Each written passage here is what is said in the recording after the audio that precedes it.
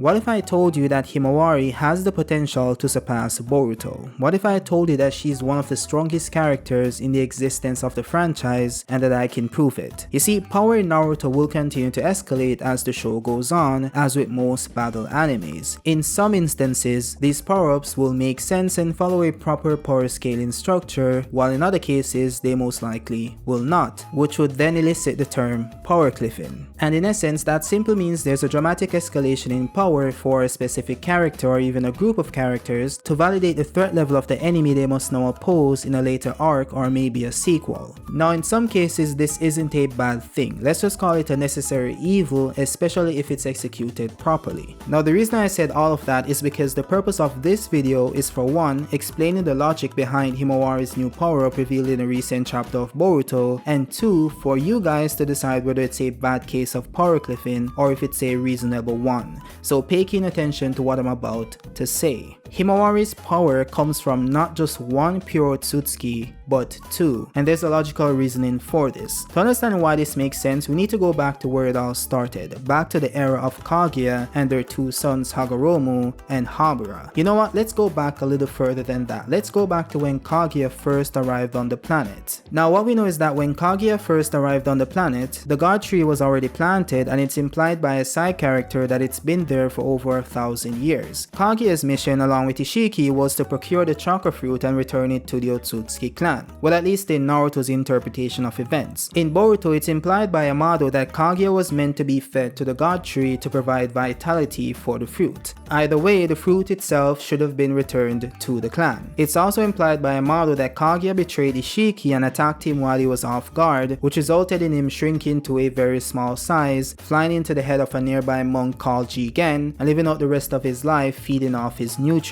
Kaguya then lived peacefully amongst the humans and was then impregnated by an emperor called Tenji. After she herself was betrayed by this emperor in his pursuit of peace, she consumed the chakra fruit herself and used its power and her newly awakened Ren Sharingan to place the entire planet under the infinite Tsukunomi Genjutsu to stop all wars. Although she did release some of them from the Genjutsu so that the human race would not perish. She later had two sons, Hamura and Hagoromo, who after finding out about the humans stuck within the infinite Tsukunomi thus being killed and turned into white Zetsus, the two brothers confronted Kaguya, who informed them that she must do this to protect the planet from invaders, later revealed to be Momoshiki, Kinshiki, and Urashiki. Their betrayal led Kaguya, who was once betrayed before, launching an all-out attack on both brothers in an effort to regain the chakra she shared with them. The brothers ended up sealing Kaguya using the 6-path Shubaku Tensei technique, and both went their separate ways. Hamura decided to guard Kaguya on the newly created moon, and Hagoromo remained on Earth to later share his chakra with other humans on the planet in an effort to connect everyone through the concept of Ninshu. However, this chakra was later used by humans to wage war against each other and resulted in the formation of clans who shared similar bloodline traits as a result of that chakra. The most prominent of all being the Senju and Uchiha, who were direct descendants of Hagoromo's bloodline through his sons. Now while it's never truly explained how this happened, the Hyuga clan members are all descendants of Hamura, who went to the moon at the end of the battle with Kaguya. You could say that he also shared his chakra with the humans as well, since there's an entire civilization created on the moon, which likely means that some of those Hamura infused chakra humans were also left on Earth as well, which led to the Hyuga clan. I say all of this to establish a chakra link between every human who uses chakra and Kaguya herself. Now this leads us to Naruto. Him being an Uzumaki makes him a descendant of Hagoromo, since they are cousins of the Senju and share a similar bloodline. This means at a deeper level, Naruto possesses the chakra of Hagoromo, along with being the reincarnation of Hagoromo's son, Ashura. While let's say Hinata, being of the Hyuga clan, possesses the chakra of Hamura, the brother of Hagoromo. And we also have to remember that not only does Naruto possess Hagoromo's chakra by way of being his descendant, he also got more of that chakra during the war when Hagoromo gave him half his power. This is all relevant since Naruto and Hinata are both the parents of Boruto and Himawari, which means that they both now share the chakra of Hinata and Naruto, thus also sharing the chakra of Hagoromo and Hamura. But what exactly does this mean? Well, if you go by the logic established in the series itself, in order to truly awaken the power of Hagoromo's chakra, one must combine the chakra of his two sons, Ashura and Indra. And because Hashirama and Madara were the reincarnations of Indra and Ashura before Naruto and Sasuke, Madara was able to awaken Hagoromo's chakra, thus awakening the Rinnegan by grafting Hashirama's cells into his wounds. The precedent set here is that you can awaken the chakra of the parent by combining the chakra of the children. What this means is that Kaguya's chakra would awaken within Boruto and Himawari since they both now possess the chakra of both her sons. Now, similar to how Naruto and Sasuke was able to meet Hagoromo and gain power from him by unlocking his chakra, the same should be for Boruto and Himawari, but this time they will be meeting Kaguya instead. And I presume a certain event needs to take place for Kaguya to present herself to Boruto and Himawari as it was for Naruto and Sasuke in the war. We just don't know what that event is or will be. And yes, I know Kaguya is stated to be dead in the Boruto databooks, but that never stopped Hagoromo,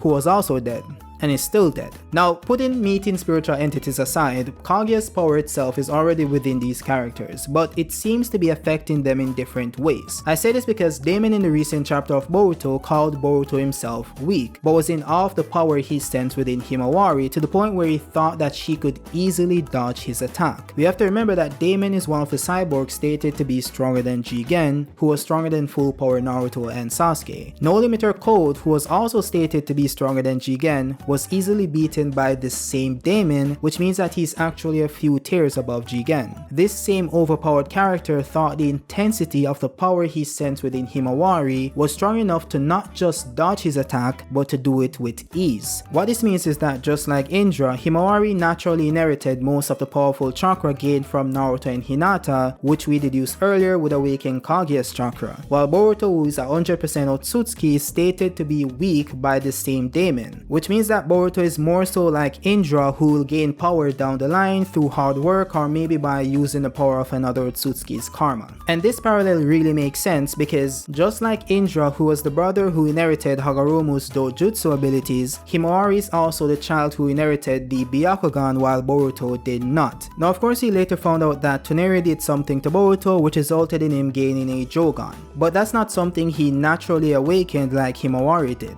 Speaking of dojutsus, what about the Tenseigan? Well, there are only two characters in Naruto who ever used that dojutsu. The first one was Hamura, the son of Kaguya, and Tsuneri, a descendant of Hamura himself. You see, while Hamura naturally awakened the Tenseigan later on in life, Tsuneri had to engineer the process. He did this by stealing the Byakugan of Hanabi Hyuga, the sister of Hinata, because he found that she had the genetic strain of a pure Byakugan. And per his statements, those Byakugans synchronizing with his chakra would awaken the Tenseigan. Now this begs the question, why would Tsuneri awaken the Tenseigan with Hanabi's eyes and not Hanabi herself? Why hasn't a single Hyuga awakened the Tenseigan but Tsuneri can using their eyes? Well, let's clarify one thing. Tsuneri is not a full-blooded Otsutsuki. He's a descendant of Hamura just like Hinata and the Hyuga. He has the Otsutsuki name because that's what Hamura's clan on the moon is called, unlike Hamura's descendants on Earth who adopted the name Hyuga. But don't let the name itself fool you. They're both just as much Otsutsuki as the other. They both have Hamura's blood coursing through their veins. So this conclusion people came to about Tsuneri being Otsutsuki and combining Otsutsuki DNA with Hyuga Byakugan would awaken the Tenseigan isn't true in the slightest, because if that was the case, the Hyuga themselves would awaken the Tenseigan, since again, they're just as much Otsutsuki as Tsuneri, especially since Tsuneri is the same age as Hinata, which means his blood is just as much diluted if that was the argument. Now the real reason why Tsuneri awakened the Tenseigan is by combining the chakra of Hamura's two sons, similar to how he awakened Hagoromo's Rinnegan by combining the chakra of his two sons. You see, as I explained earlier, the Hyuga and the Otsutsuki clan on the moon are both descendants of Hamura, which means in all likelihood Hamura had two sons. One remained on Earth, thus the Hyuga lineage on the planet, and the other remained on the moon, thus the aforementioned Otsutsuki clan lineage. What this could mean is that similar to how Indra and Ashura both gained half of Hagoromo's powers, with Indra gaining the dojutsu prowess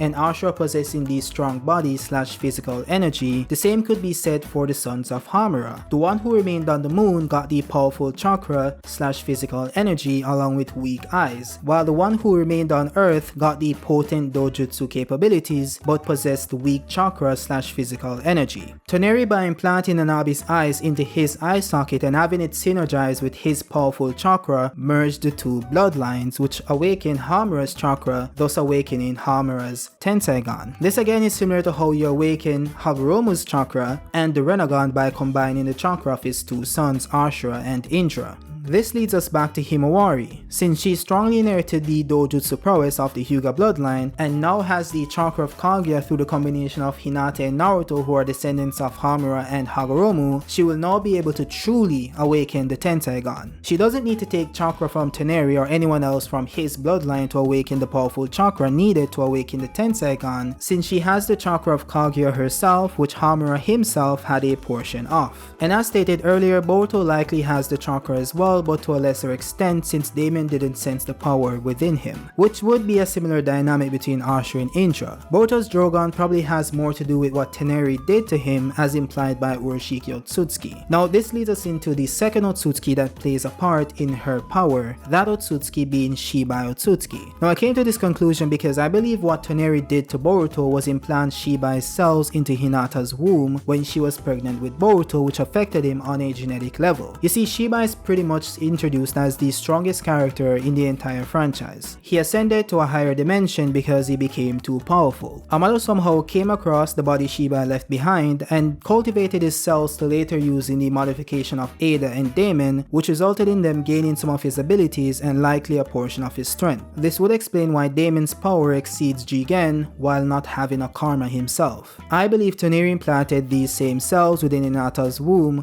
while she was pregnant with Boruto, which resulted in him gaining access to the eye of the Otsutsuki god called the Jogan. This would also explain why Boruto's horn while in his Borushiki state looks similar to Shibai's horn rather than Momoshiki's. I also think those cells affected Himawari, who Hinata became pregnant with at least a year after giving birth to Boruto, which would have amplified her power even more. Now we could scrap all of this second Otsutsuki cell affecting Himawari and she could be just as powerful by being the one who inherited most of the powerful chakra from Hinata and Naruto, which would include Kaguya's chakra, Naruto's chakra, and the chakra of the Nine Tails, thus the whisker on her face. All this could culminate into the power hinted at in the recent chapter of Boruto, absent of any Shibai cells fendanglements. Now as it relates to how Toneri would have gotten access to those cells, I'll leave that up to the writers or maybe your imagination. With that being said, this is where you guys decide whether you believe this theory or analysis and decide whether it's a good kind of power cliffing or not. Let me know your thoughts in the comment section below. And also drop a like if you like the video itself so that we can get it into the algorithm, and also subscribe to the channel if you're new. And with that being said, have a great day.